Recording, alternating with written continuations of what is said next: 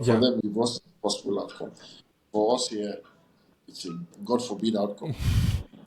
So you find out that divorces there can be much more amicable to resolve.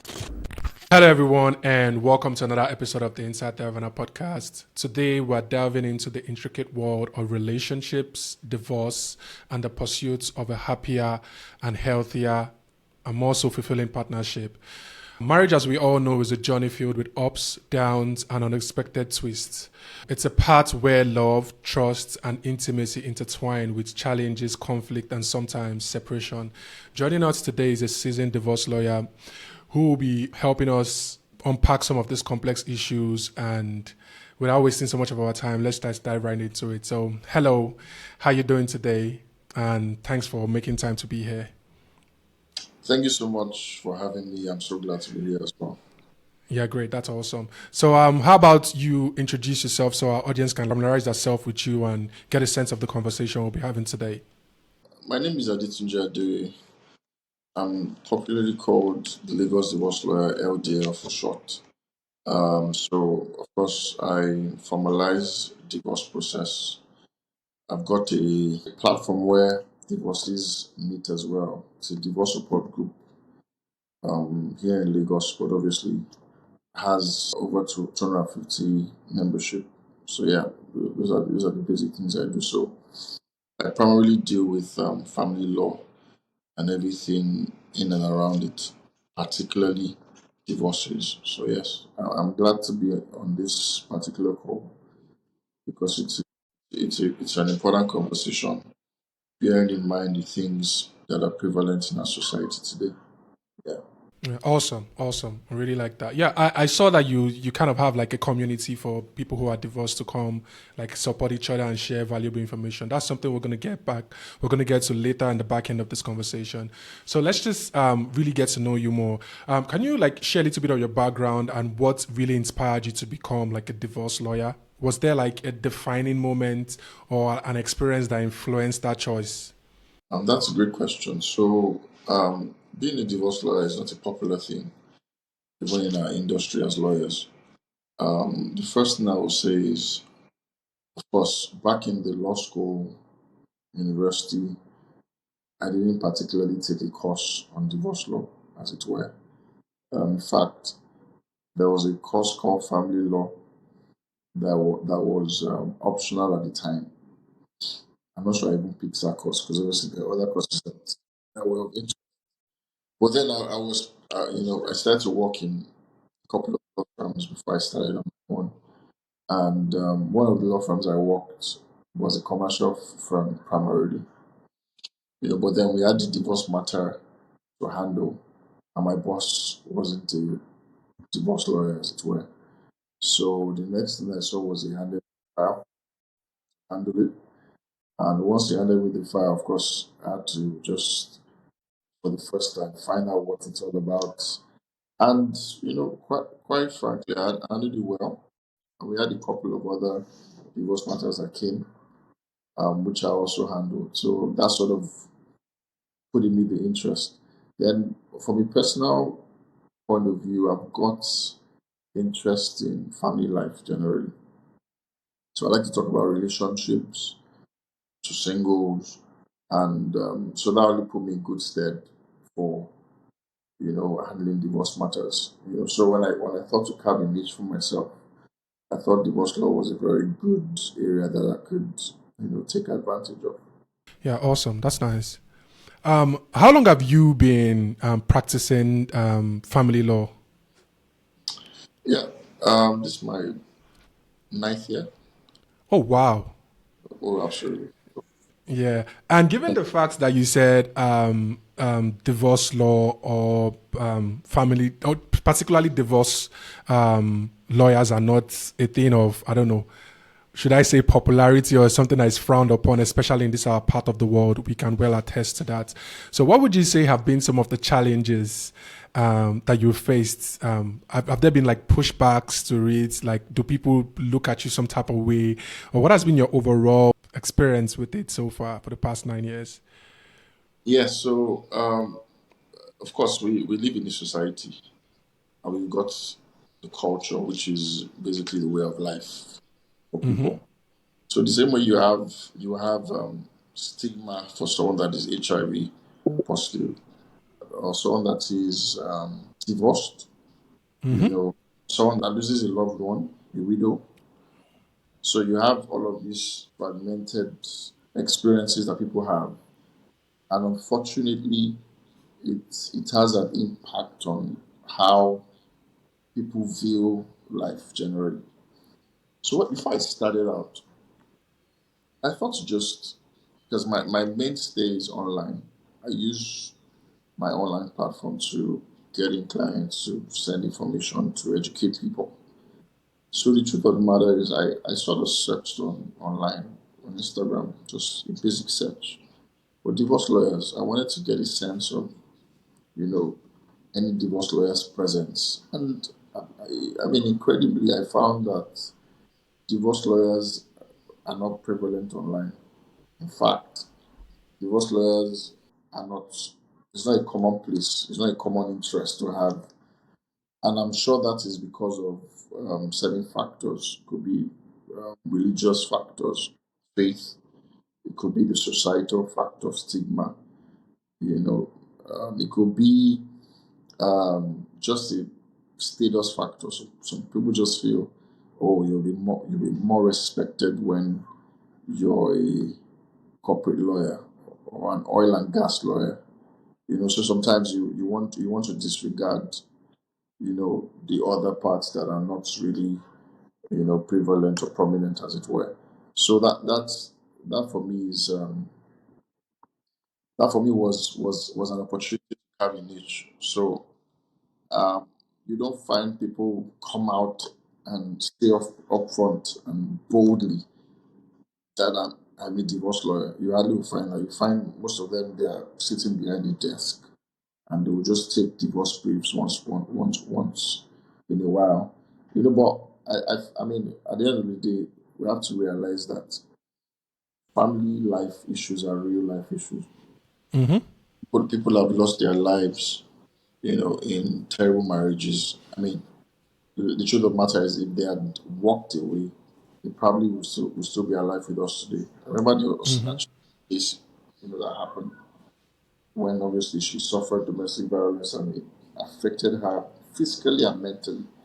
So I think we downplay the mental side of things in this part of the world, and it's not a surprise that people are beginning to see the ravaging effect, that the downside of the mental side of things can cause. I mean, a case in point is the Mubad situation. Now, videos are emerging every day of what is being through from a mental side, over time. Because sometimes people don't die as a result of an action before their death. It's not like everybody's die is killed by being shot right on the spot. Mm-hmm. People die from a compilation and a build up of certain issues that they've been through. Which is why people have to understand that family life issues are real life issues. So when you see things from that standpoint, it would help your perspective. It will shape your perspective. I mean, the divorce group I run right now, amazingly, people share their experiences every day, and it's just crazy what people go through. So this is an opportunity to not only get a business or fulfill a practice out of what I do, but also to help people, to make decisions. And so, in fact, I don't. Of course, we don't make decisions for them. But the job of a lawyer, of a divorce lawyer, is to formalize that decision. You had gone through a process of law to get married, so the only way you can get out of it is by process of law. So that's uh, it wasn't a difficult decision because of my perspective to it. And that's why we see lawyers in the UK and the US, they are very upfront about it. Oh, I'm a divorce lawyer. I've been a divorce lawyer for 20 years. You know, that's the way it should be. And that's why my page is what it is. Yeah, I completely agree. Like wholeheartedly agree with that. I don't think there's anything wrong with that.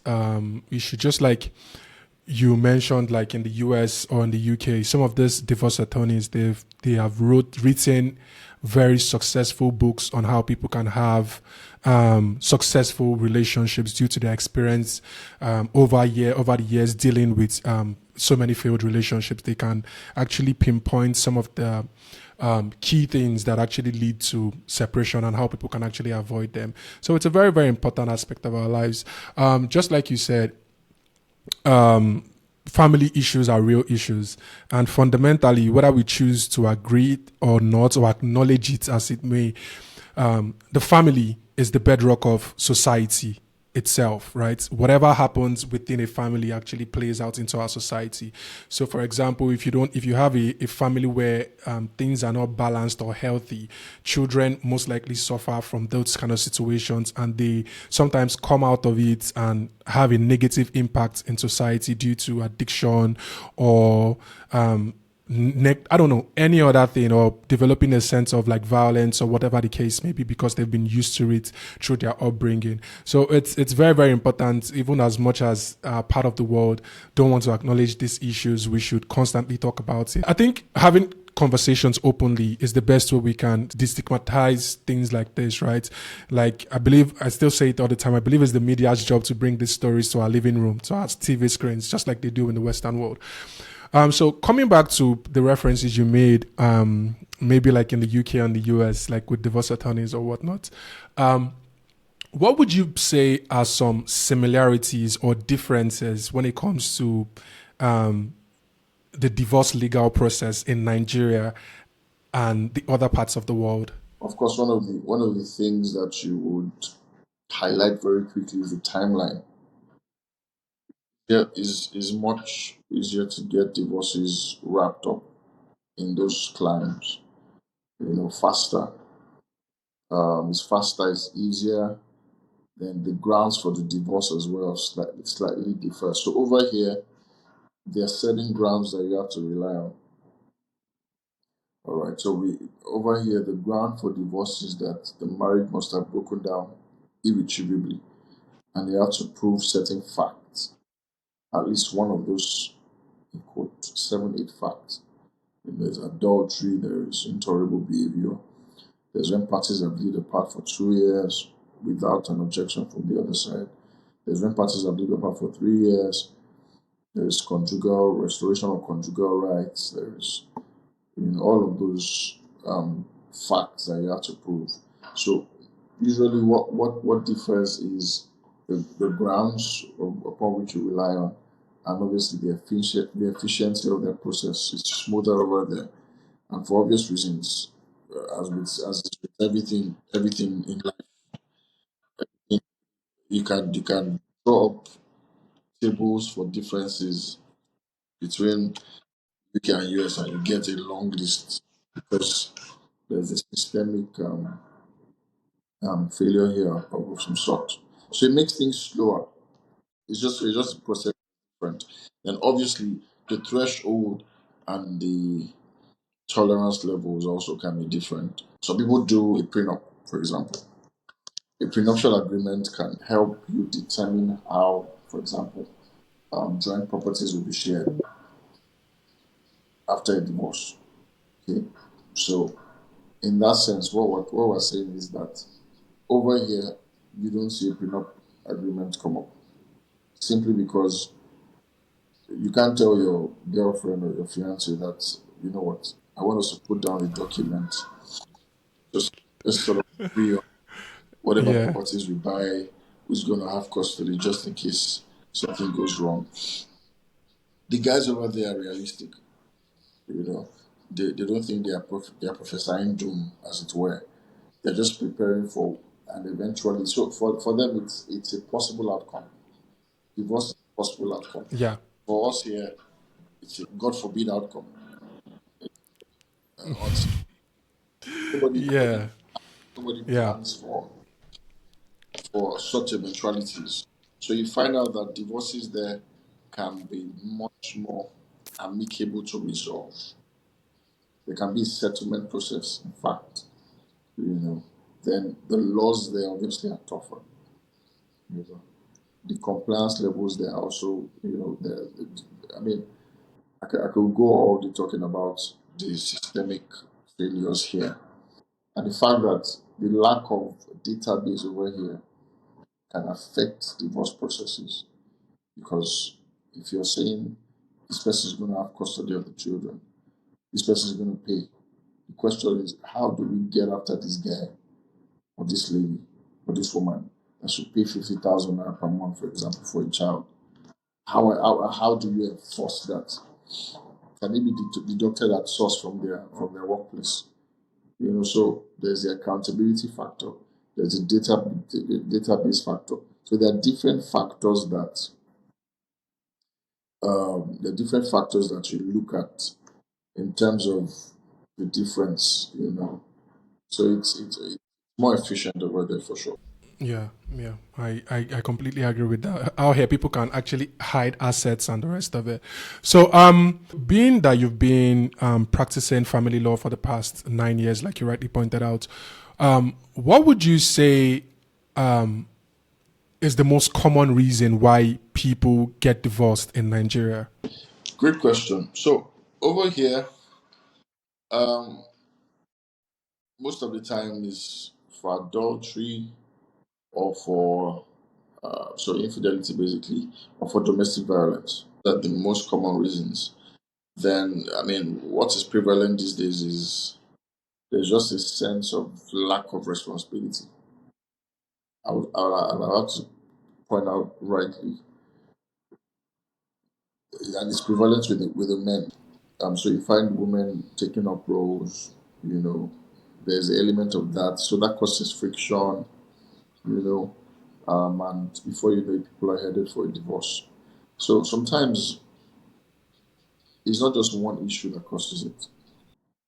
It could be disagreement that will degenerate. I mean, you could have a spouse that I never touched you, I never beaten you for the first 3, 4 years of marriage. But then certain things begin to come into play. And before you know it, the person is considering doing all of those things. Right. So those are the key problems, with divorces in Nigeria. So you can't pinpoint to one thing, but obviously most of the major ones are domestic violence, physical, emotional, and of course money can be a factor as well. Um, then you have infidelity. That's quite a lot. Yeah. Infidelity, right, is something that leads to divorce in Nigeria. Like that's something we can all agree on. But then again, if you want to steal man the other side, right? Maybe sometimes when infidelity comes up, often partners often complain about maybe dissatisfaction in their sexual life within their marriage or the lack of the frequency of it. And maybe that sometimes is like something that is like the snowball effects that actually leads partners to go seek out this type of pleasure from outside the wedding, from outside the marriage. So is that something that actually comes up in the cases you've dealt with or Oh, seen also? absolutely. So sexual incompatibility, like as some people call it, is sometimes some of the cases that we have. You know, but it can be different reasons. For example, you get married to someone, maybe you both were not sexually active with each other, and you find out the person is impotent, and you're not, or you find out that the person has a low sperm count, for example. So these are real issues that come up, and because an integral part of marriage is sex, whether we like it or not, because you want to procreate, you want to enjoy your intimacy with your spouse and all that. So those things are valid points that come up. I mean, then also when you find yourself in a relationship where um, there is extramarital affairs or where there is infidelity, you know that that's a ripple effect on your, sexual experience with your spouse. Because if you're going outside, obviously it would have a ripple effect on what you're doing inside. So, I mean, I've had situations where a client tells me I just stopped having sex with my husband because I found out that I was going outside. And sometimes it brings in STDs and it's not a place for me. And in fact, sometimes it's not even just the STDs. It's just the mental process that, oh, my husband is having an affair with me alongside some other ladies. So that could cause a friction, and cause and result in the breakdown of the marriage. So yeah, the sexual issues are very real, and listen, there are a lot of them. The truth of the matter is, most times when there's a breakdown in other areas, it has a way of affecting the sexual life or the sexual experience of a couple.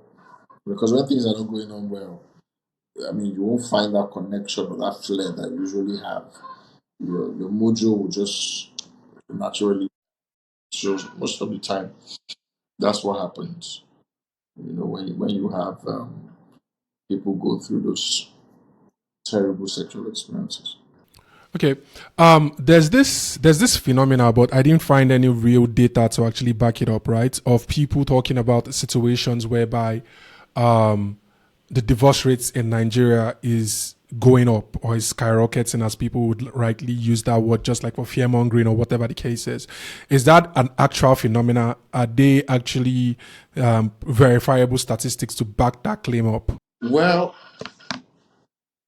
one problem with us in this country is with lack of statistics. So I don't think there's any verifiable statistics, as it were, to back things up. We can only talk about personal experiences. You know, I mean, every lawyer would have the predominant cases that come to them, and that's what you use. Or you want to use social media. What people talk about the most.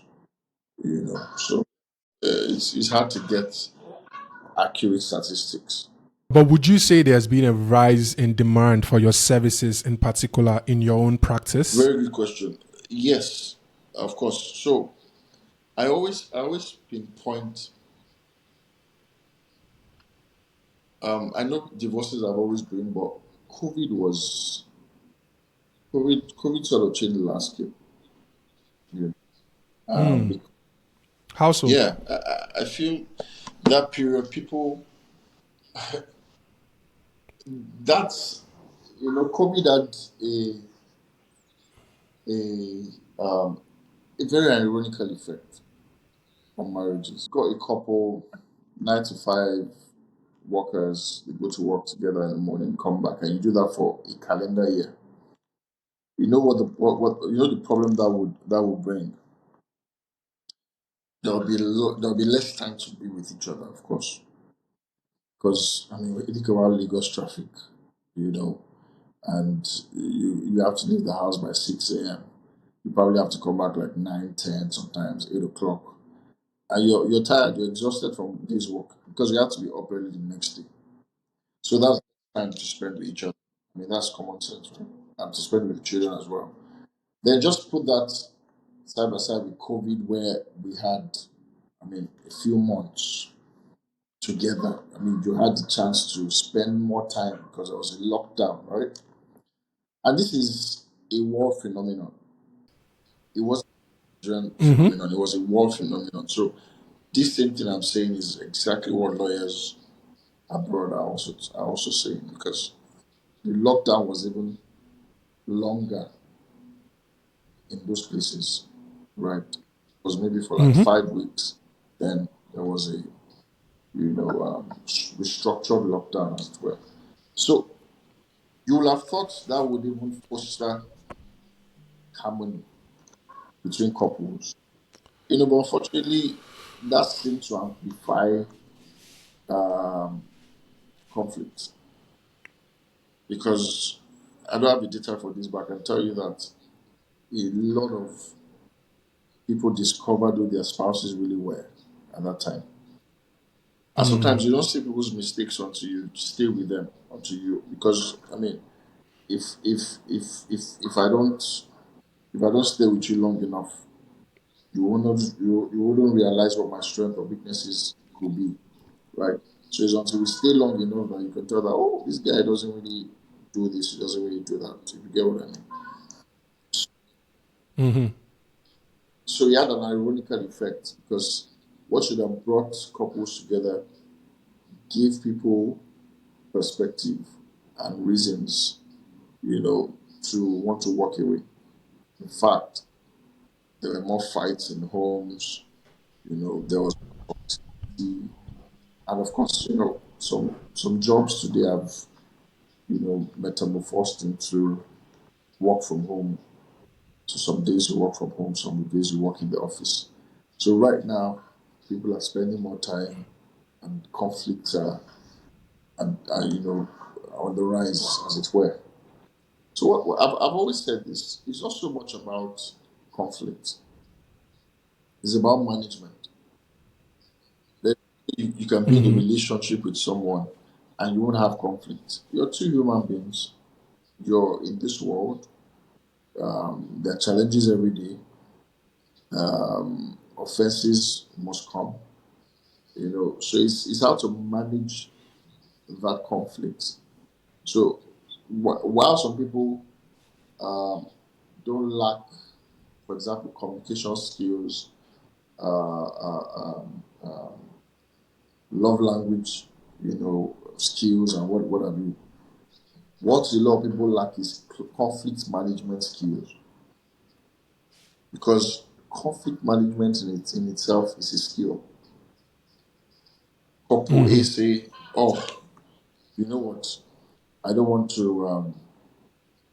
I'm not going to talk to my husband for the next 3 days, or until he comes around. He comes good." And you have this other couple say, "You know what? When Yeah. these things happen, we're talking about it right away. We're going to swallow our pride. We're shutting down our egos. Listen, we're in this together. Let's deal with the situation." These are two different couples Yeah. handling things differently. The same situation occurred between them. So Yeah. that's the that's the peculiarity you have. Why there's a rise, and people's tolerance and tolerability, tolerance levels are, going down. People sometimes you think of a divorce because you've got an option. Yeah. Yeah. But first things first, let's unpack the COVID issue. COVID had a lot of negative and positive effects. There was a rise in reproduction because couples were staying at home, call them the COVID babies or whatnot. There was also a rise in separation because people actually realized that they've been living with a total stranger for a long period of time without realizing that was the case. And it goes back to this phenomenon that I've heard Jordan Peterson, the clinical psychologist, talk about is people in marriages should be actively dating. There's a few hand rules. There's like you should make time to have sex at least 3 times in a week, because what else would you do once you lose that physical intimacy? That's like the snowball effect goes down into other things. He talked about at least have once in a week where you have sort of like a date night. So you don't have to take each other to a fancy restaurant, but you can, do something at home. It can be whatever the situation is. He also talked about a situation whereby there has to be time to catch up with each other's lives at least twice in a week, whereby you actively sit down and say what's been going on at work, what has your stress level been like, or get involved in each other's lives, because you abandon those things for like 5 or 3 years, and then you realize that you've been living with an entirely different stranger, because people evolve through time. It's a natural phenomenon that actually happens. So it's very surprising, because out of all the negative effects I've actually heard, me personally, maybe because I wasn't really paying attention about the negative impact of COVID in Nigeria through 2020 that we had. This is the first time I'm actually hearing that there's like sort of like a direct correlation between COVID and the divorce issue and the rise in divorce issue in Nigeria. That's really astonishing. I never thought about it from that perspective, and that's why having conversations like this are important, because you get to have inside perspective of why various things are happening around us, so we can make sense of it. And you talking about a situation whereby active communication in relationship and handling issues, taking issues head on. There's. I think sometimes we as a society, we like to deny the fact that fighting is a natural phenomena when it comes to relationship, but it just depends on the level at which you fight? Are you, as a couple, are you fighting fair, or are you using it as an opportunity to denigrate your partner and put them down, or you see that as an opportunity to call out all their flaws and the rest of it, or are you actually tackling what the issue is at the particular time and like find a resolution from that, basically? All these are really, really important conversations that we need to basically have all the time. So sorry to cut you. I'm just checking the stats right here. It says on average, I mean, of course, this is United States. On average, from March through December 2020, of course, 2020 was the COVID year, divorce declined by 43%. Marriage Wow. rate declined by 54%. Yeah. Wow. These findings indicate that during the first wave of COVID-19 pandemic, couples continued to end their marriages through divorce. Yeah, it was a very, very challenging time. So let's bring the issue back to the whole divorce procedure and the legal process and what the landscape is like in Nigeria, because you talked about earlier in this conversation, talked about there are some 7 basic facts that you have to prove one of them in order to successfully have a divorce in Nigeria, right? You talked about negligence, you talked about infidelity, you also talked about domestic violence and the likes of it. So I guess my question is, what should be the first step people should actually take? Because as much as we would like not to talk about the negative, right? We always say, God forbid, it won't happen to me, or other things like that. But what do you think are the first steps or first things that people should consider when divorce becomes like the only option that is available for them to either maybe save their own lives because due to like the domestic violence, or for their own mental health due to they are living in a physically in a verbally abusive or mentally abusive environment, or whatever the case may be? So what should be the first things people should actually consider legally when it comes to that aspect? The first thing that I want to say is that no one decides when the marriage is done, I mean, apart from the person in the marriage. So your pastor in church, your imam in the mosque, your counselor, your therapist, your mother, your father, your folks, your siblings. No one knows when your marriage is done. You are the one that knows. You in the situation when your marriage is done. So the truth of the matter is, you have to assess the situation. I always say that divorce, you don't divorce one-offs, you divorce patterns. When a one-off situation happens, you have to assess the situation because you have to understand that we're humans, and the first thing to find out is the why. Why did this happen? Is there a remedy? So for me, the first thing you want to look at is there a way out of this? Even as a divorce lawyer, I have to turn back a number of people that have called me in to file for a divorce because sometimes those decisions are impulsive. Sometimes it's because of what happened last night. And the first thing you want to do is to dial up and call a divorce lawyer. I'm done. So sometimes you don't make divorce decisions, from an impulsive point of view, as it were. You need to settle and think about it, reflect, because you're ending the marriage. Particularly when you have kids, you need to reflect and really think about it. Then I always say that divorce should be the last resort. It should be the last resort. You must have attempted counseling, therapy. I mean, hopefully, if your partner is open to those things. So, what am I trying to say in a nutshell? Assess the situation yourself. Let it be at a point where you think, you know what, I've done all there is. I've attempted, I have tried, I've done my best possible, basically. Okay. So with that being said, when you've now reached that decision to live in marriage, of course, the next thing to do naturally will be to contact a divorce lawyer. And once you contact a divorce lawyer, the first thing the divorce lawyer wants to know is if you even have a ground for divorce. Because in Nigeria, you can't get a divorce without having a ground for divorce. So we don't have like the no fault divorce, quote unquote, like they do in some states in Exactly. America. We have the false divorce, the false system. So you divorce me, and Yeah. I mean, if I'm being honest, I don't see any sense in that, and I'll tell you why. Because as much as under our divorce law, we're trying to protect the sanctity of the institution of marriage. We're trying to protect it. We want. I mean, that's why there's even a 2 year rule. I don't know if you've heard about that before.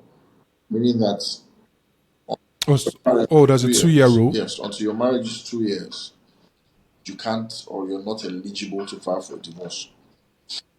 Of course, there are exceptions to that general rule, but the fact that there's that rule in the first place, that means what the law is trying to do is to protect the sanctity of marriage, so that people don't just wake up in the morning and say they're out, and that might also, help your decision making when you're trying to choose who to marry, knowing that in the first 2 years we might have to just live with each other, and not be able to file for a divorce, except you fall under the exceptions, physical violence, adultery, and all that. So, um, with that being said, when the lawyer determines if you've got that ground, then the next thing to do will be to file the process in court, which usually take 8 to 11 months. It could be more depending on factors that are beyond the control of the lawyer, as it were. So basically, what we're trying to say is, as you engage a lawyer, a divorce petition is filed, your spouse is served, that person has a right to obviously respond, and it becomes contested or uncontested. Contested in the sense that your spouse responds, is contesting, saying no, he wants custody, you say you want custody. So the system over there, which is a no fault, like you've said, it works because if two adults consent and say, you know what, we're done with the marriage. The same way they consented to marry. Why can't two adults consent and say we're done? Why does the law here have to say that until you satisfy the grounds for marriage, for divorce I should say, you can't file for divorce? So the steps you're taking, obviously, are legal steps. Then of course some people take traditional steps as well. They return the bride price and all of that. So usually when the only marriage you did was a traditional marriage, the return of bride price is sufficient. All right. Is that acknowledged under the Oh, law? absolutely. So there are two types of marriages. There are traditional marriages, or what we call customary marriage. And there is statutory marriage, what we call legal marriage. Now, for the customary marriage, it means I only got married to my wife traditionally. I didn't go to a licensed place of worship to conduct a wedding. I didn't go to the registry to conduct a wedding. So if you do only traditional marriage, the only courts that have jurisdiction over that is the customary court, Oh, okay. because they will dissolve the marriage by custom. In fact, if you don't want to go to customary court, you can simply just return the bride price and you are as good as divorced. That's a different thing if you did customary wedding or traditional wedding, as it's usually called. You did a church wedding, you went to, for example, Korea registry to get married. Now, for that one, the only court that has jurisdiction is the High Court, because it has become a statutory marriage. The statute is what governs the eventualities in those kind of marriages. That's the one that is done by law, as it were. On the internet, we often talk about bullying, cyberbullying, or abuses, or suicide prevention due to social media use and negative impact of social media use and the rest of it. But I think one of the things that often fly over our head is social media has become a ground for people to propagate their own personal coping mechanism as a proper solution to everybody else's problem. I see this as a phenomena. For example, there's always the popular one. If your boyfriend doesn't have money, leave him alone. Listen, that's your own way.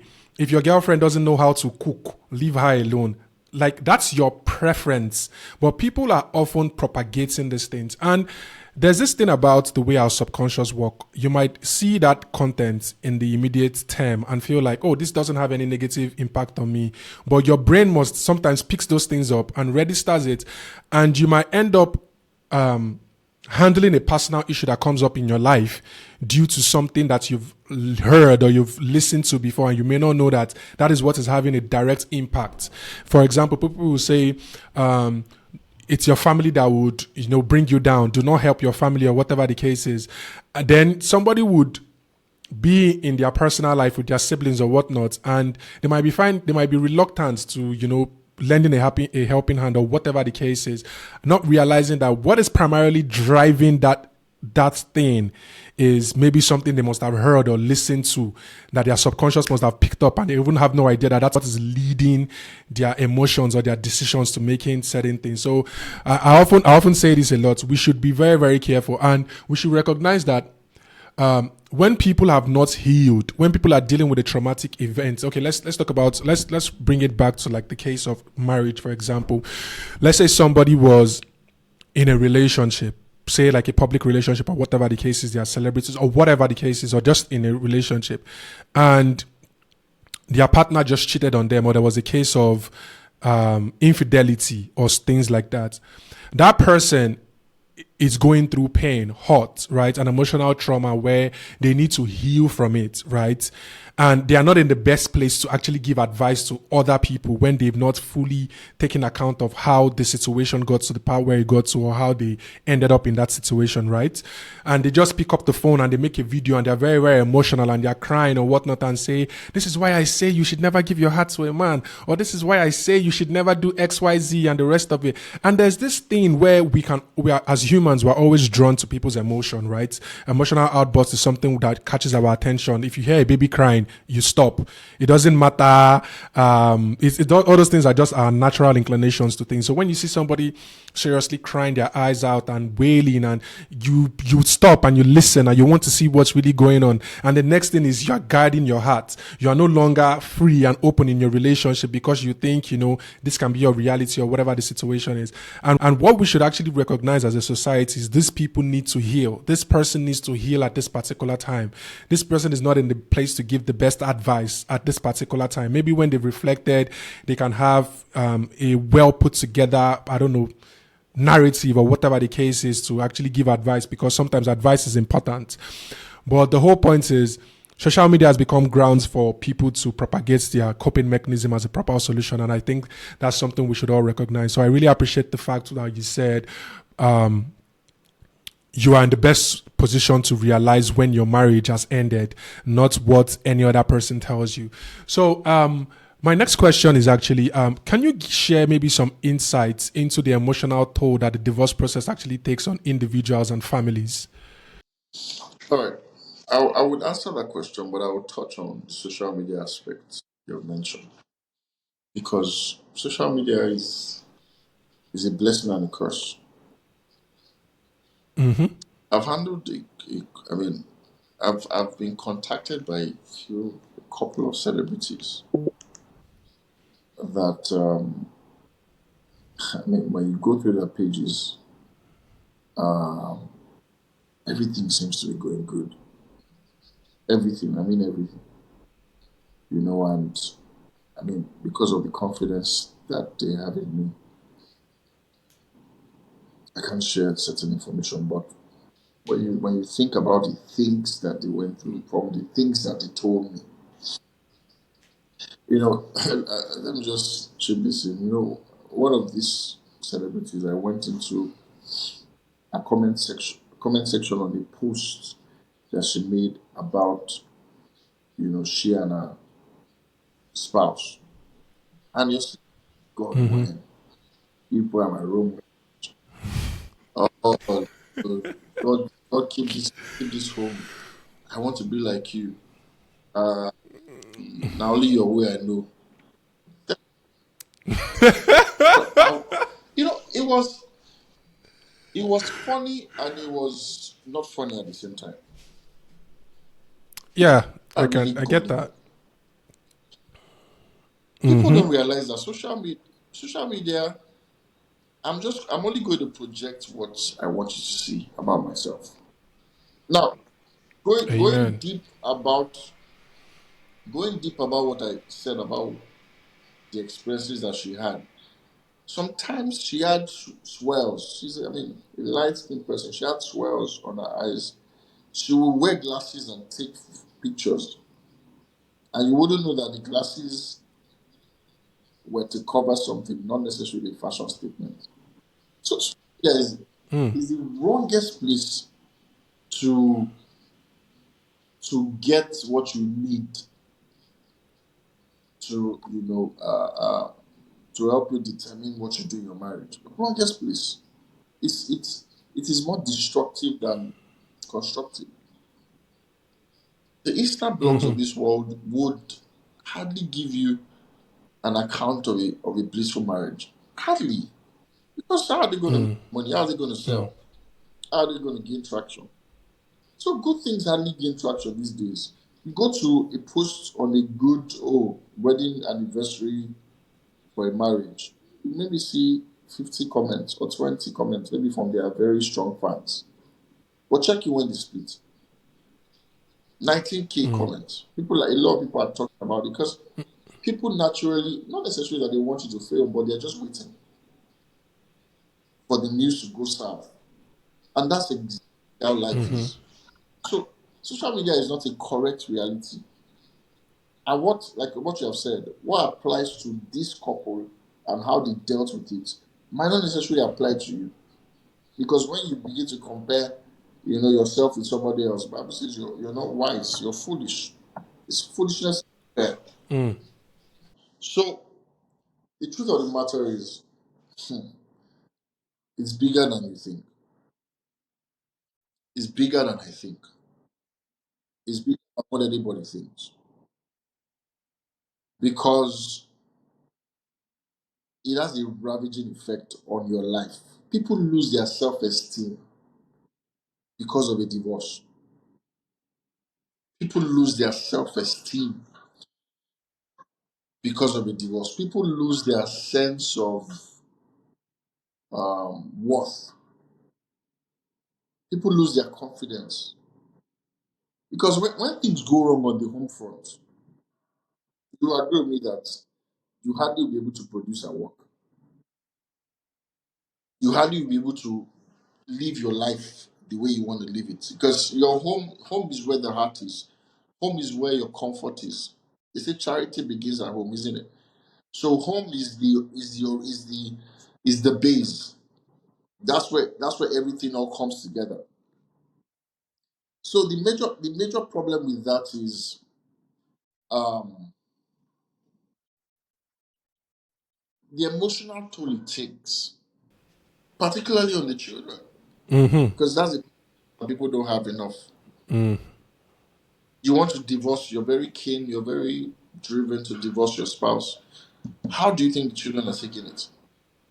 So you find out that if you got a therapist on your session to ask you the amount of clients they have and why they have come to be, they will tell you that a lot of them are from marital situations.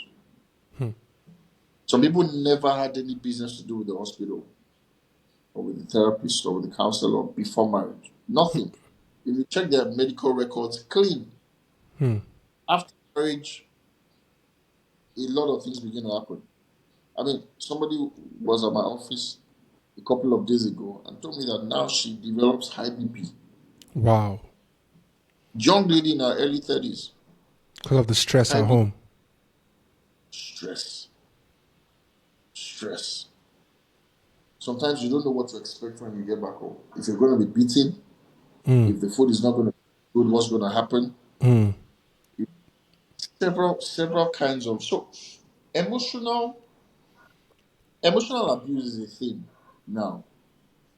It's becoming very, very rampant now. People are realizing. I mean, if you asked the older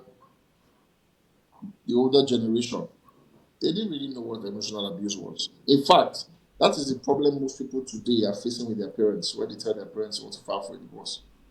They'll tell you what is it, what did you do? So when somebody calls you big for nothing fool, and repeats that every day, or says you're just good for nothing, you're just the kitchen material, you're this, you're that. People in those days, will say, is that why you're? In fact, even for cheating, that's how men are. So what are you? What's the difference between what you went through and what I went through? Because in those days, they will argue that their tolerance level was really high. They could tolerate a lot of things, and sometimes tolerance can be tied to lack of finances. Obviously. When you don't have a choice, because if you leave the house, you're going to go broke. Or social stigma.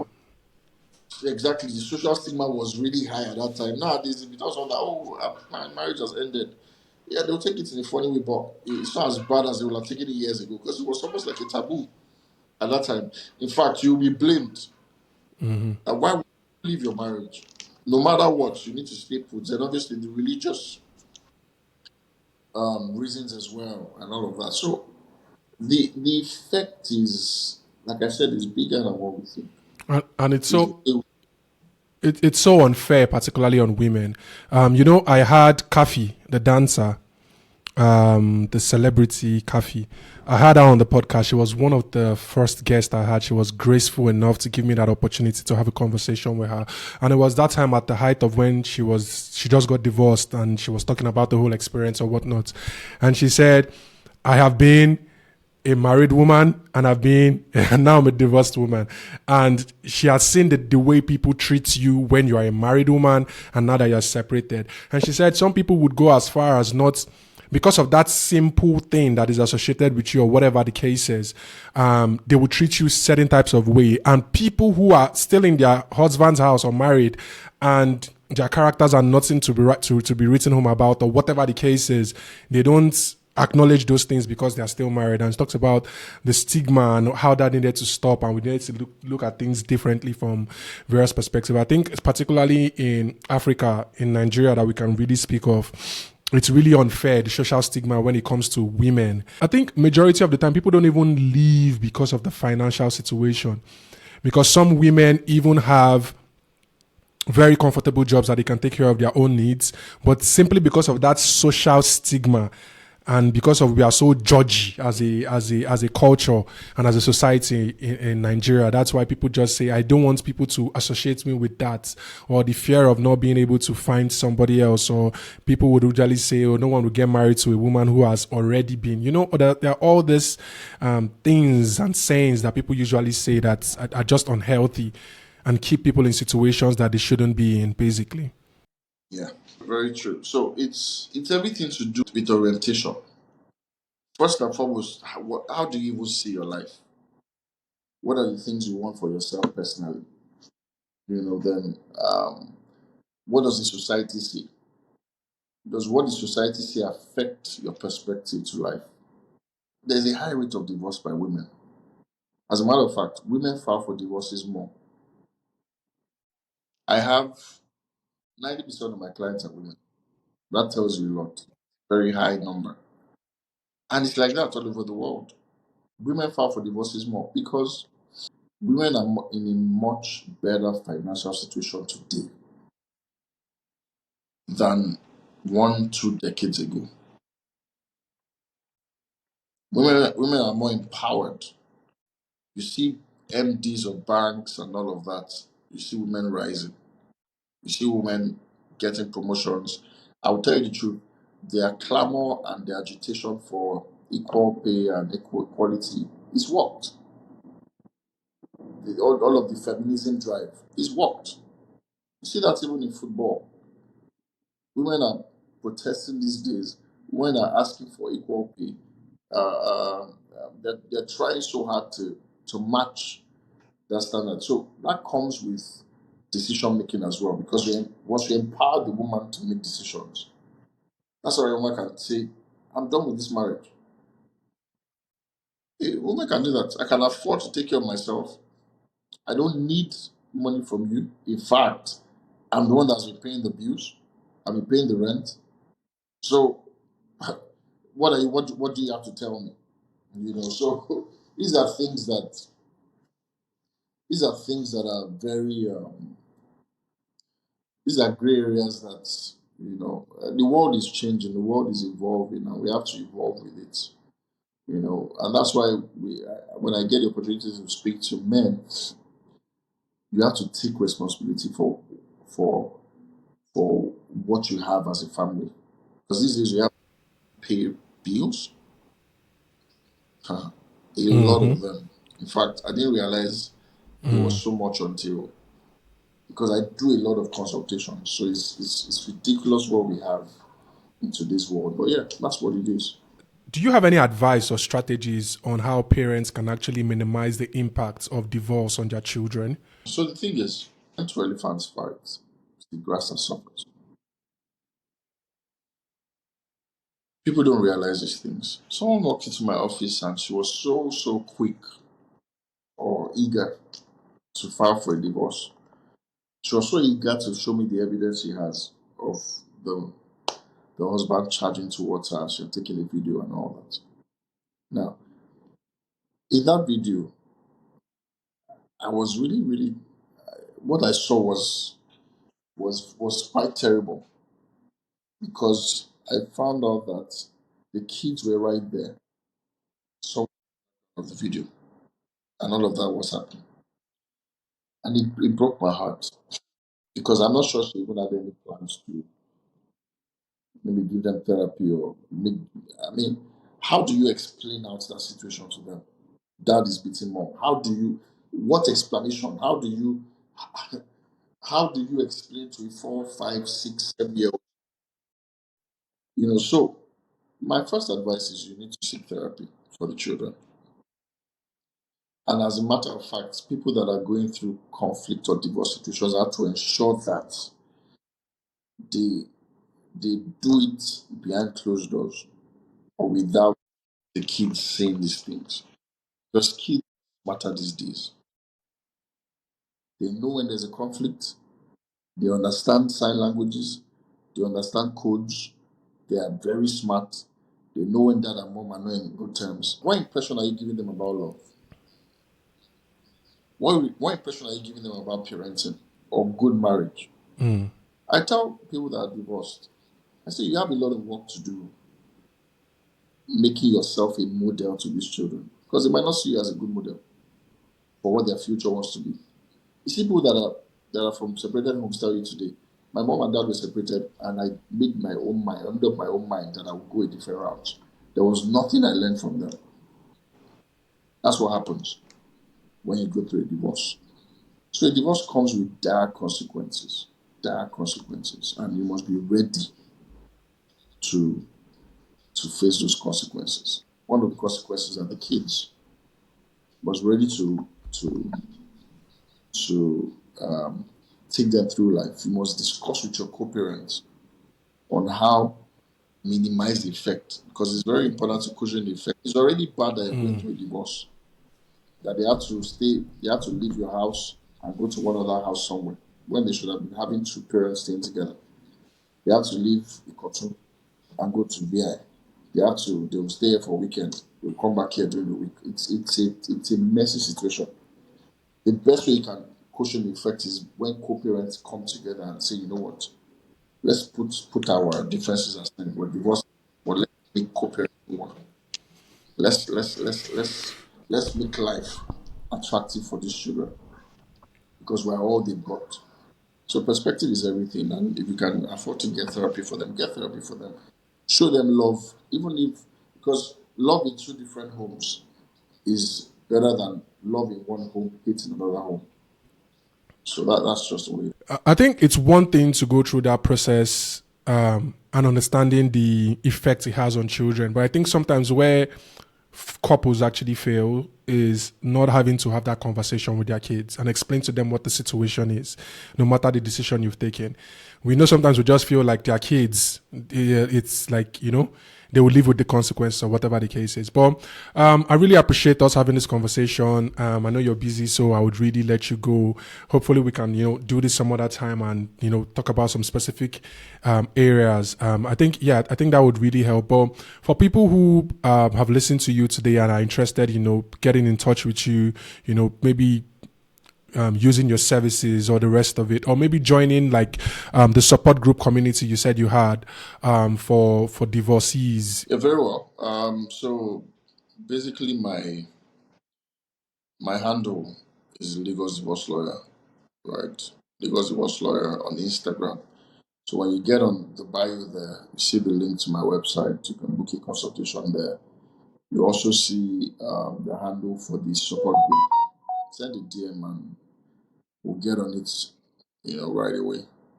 If you want to join the community, it's a growing community, and you get to be with people that are going through similar situations as you are. So it's a good place to be. Yeah. Thank you very much. I really appreciate you taking the time. Like you said, we'll do this some other time. So do take care of yourself and enjoy the rest of your day. Yeah.